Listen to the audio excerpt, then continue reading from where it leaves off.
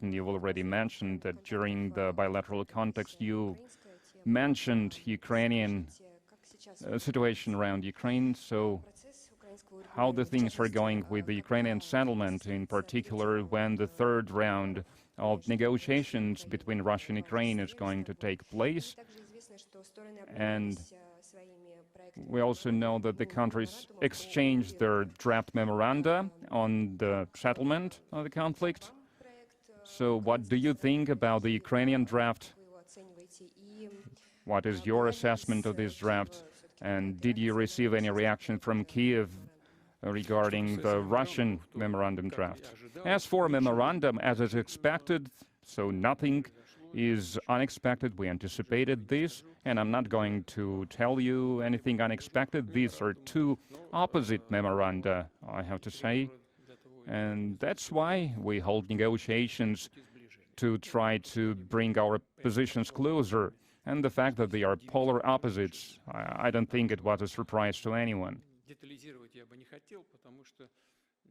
I wouldn't want to go into details because I think it would be harmful to speak about that before the negotiations. As for what has been done after the negotiations, I believe you can see that yourself.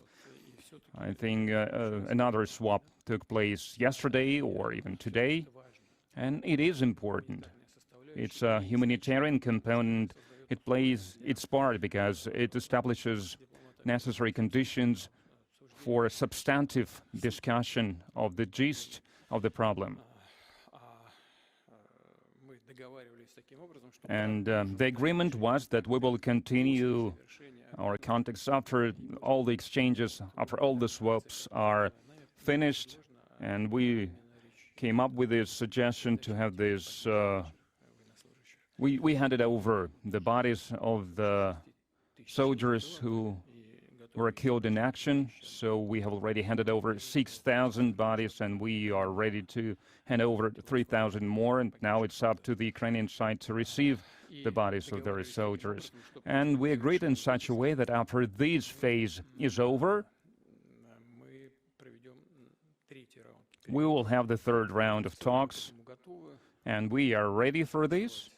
We need to agree on a place, on location, and on date, but I believe that President of Turkey, President Erdogan, adheres to his former position to support this process, and we are very grateful to him for this, and we are ready to hold this meeting in Istanbul. And when exactly?